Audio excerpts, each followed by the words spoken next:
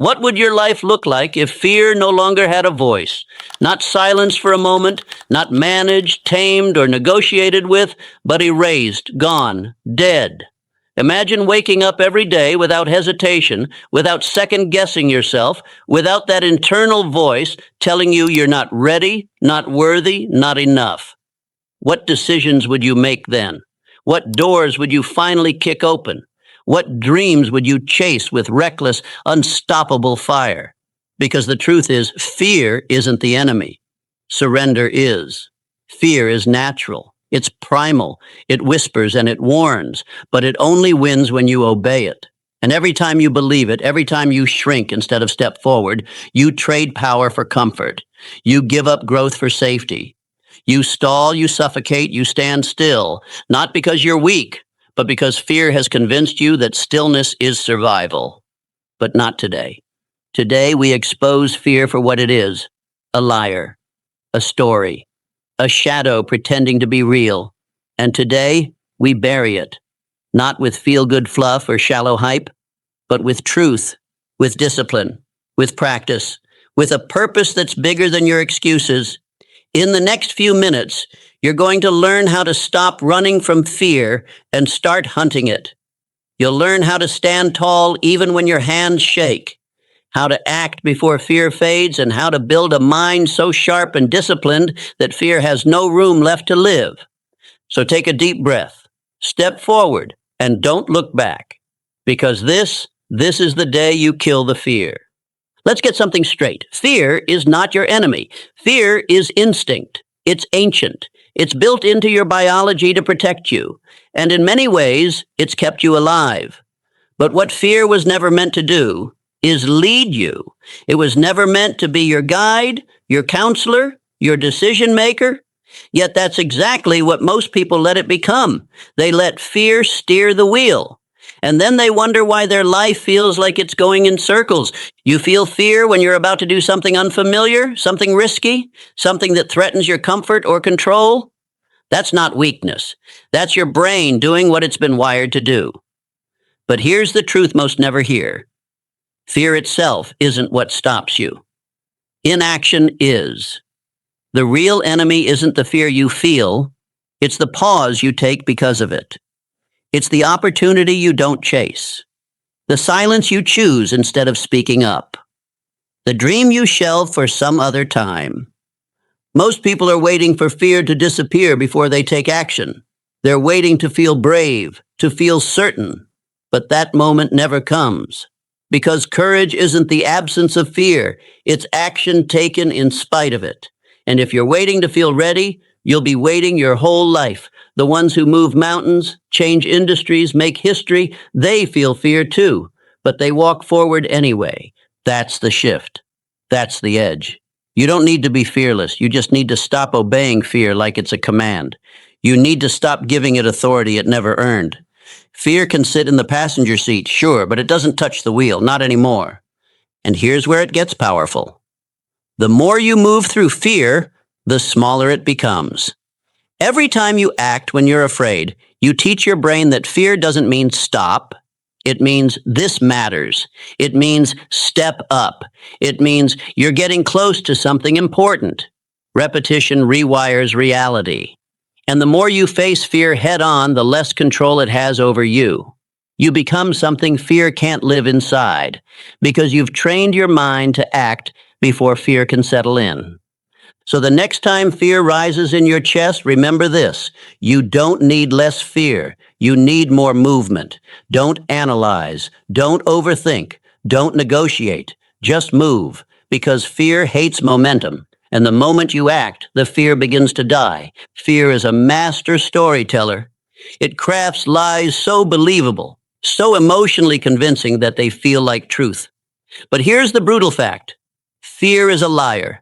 And the most dangerous lies it tells are about you. It whispers that you're not ready, that you're not smart enough, talented enough, worthy enough, that if you try, you'll fail, that if you speak, they'll laugh, that if you chase that dream, you'll crash and burn. And because fear wears the voice of your own mind, you believe it. You accept it as reality, never realizing that it's just a story you've repeated so many times it became familiar. Not true, just familiar. Fear thrives in imagination. It takes a moment of uncertainty and builds a movie around it. You don't just worry about a difficult conversation, you see it go horribly wrong. You don't just hesitate to try something new, you see yourself failing publicly and permanently. You don't just fear rejection, you imagine humiliation, abandonment, and proof that you never had what it takes in the first place. And that's how fear wins, not with truth, but with repetition. The more you rehearse the worst case scenario in your mind, the more your nervous system believes it's real. And when your brain believes the threat is real, it floods your body with signals to retreat. Heart racing, breath shallow, muscles tense. Suddenly, you're not living in the present. You're imprisoned in a future that hasn't even happened. And in that state, even the smallest step forward feels impossible. But here's the breakthrough. If fear is built by repetition, so is confidence. If fear is a story, you can tell a better one. One where you speak and you're heard. One where you leap and you land. One where you fail and rise anyway. Because the truth is, the mind can't tell the difference between imagination and memory. If you can visualize defeat, you can visualize victory. If you can rehearse disaster, you can also rehearse domination. This is the battlefield. Not out there, but in here. And the moment you stop accepting fear's script and start rewriting it, you take back control. You don't have to feel brave to act brave. You don't have to feel certain to move forward. You just have to stop giving fear the mic, because the voice in your head is powerful, but it doesn't always tell the truth. And the biggest lie it tells is that fear is your limit. It's not. It's your signal.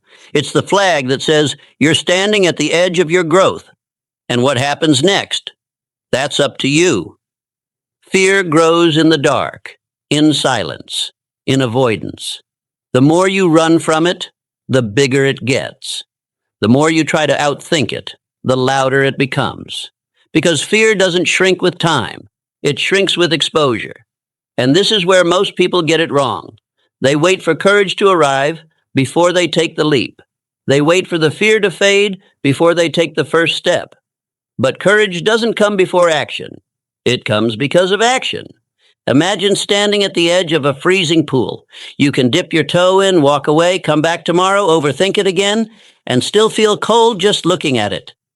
Or you can jump in, shock your system, let your body adapt, and in a few seconds you're no longer afraid. Why? Because you've experienced what your mind exaggerated. That's exposure. It's not about being fearless. It's about being willing to feel the fear and still step forward, willing to look uncertainty in the eye and say, you're not the end, you're the beginning. This is how you kill fear. Not with avoidance, but with exposure. You lean into what terrifies you. You practice the uncomfortable. You make it familiar. And the more familiar it becomes, the less power it holds over you. Speak even when your voice trembles. Show up even when your hands shake. Launch the idea even if it's imperfect. Ask the question even if you fear the answer. That's the work. That's the training ground. Because repetition rewires reality. The first time is terrifying. The second time is uncomfortable. The 10th time is routine. And the 100th time, it's freedom. The people you admire, the speakers, the leaders, the creators, the fighters, they didn't start brave. They started scared. The only difference is they refused to stay that way. They built tolerance to discomfort. They didn't run from the storm. They stepped into it again and again until the thunder couldn't shake them anymore. The truth is the fear never fully leaves, but you stop flinching when it speaks.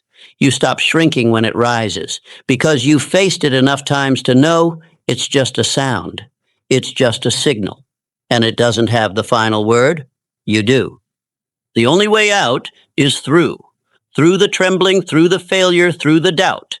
You walk straight into the storm, not because you're unafraid, but because you know the other side of fear holds the life you haven't lived yet. And that's a price worth paying. If you want to kill fear, you must go to its source, your mind. Because fear doesn't start in the world. It starts in your thoughts. in the silent, invisible stories you repeat to yourself. Stories of inadequacy, of danger, of what might go wrong. Stories that play on a loop, shaping your reality without you even realizing it. And here's the truth. If you don't train your thoughts, they will train you. Left unchecked, the mind becomes a battlefield where fear always wins. But you're not here to be ruled by fear. You're here to reclaim your mind, to take back the pen and write a new script. And it begins with this simple but powerful realization. You are not your thoughts. You are the observer of your thoughts. You are the architect, the programmer, the one who chooses what gets to stay. So when fear whispers, you're not ready, you don't just accept it. You question it. You respond, says who? When it says you'll fail, you reply, maybe. But I'll learn. You flip the script. You disrupt the pattern. Because every thought is a seed, and what you water grows. If you water fear, you'll harvest hesitation.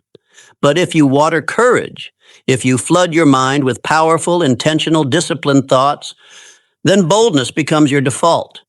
This isn't about blind positivity. It's about intentional mental conditioning. The same way athletes train their bodies, warriors train their reflexes, and musicians train their fingers, you must train your mind with affirmations that declare your worth, with visualization that locks your eyes on the outcome, with repetition that makes greatness feel familiar. Tell yourself what you want to believe until it becomes who you are. Speak it, feel it, act on it every day. I am calm under pressure. I face fear and move anyway. I don't shrink, I expand. These aren't just words, they're commands, and your subconscious is always listening. And don't just think these thoughts, live them. Let your actions reflect your new identity. Your mind learns by watching you. So when you do something bold, when you move despite the nerves, when you speak up despite the shaking hands, your brain registers, we do hard things now. That's how identity changes. That's how fear loses control. You're not weak for having fear, but you stay weak if you let it lead.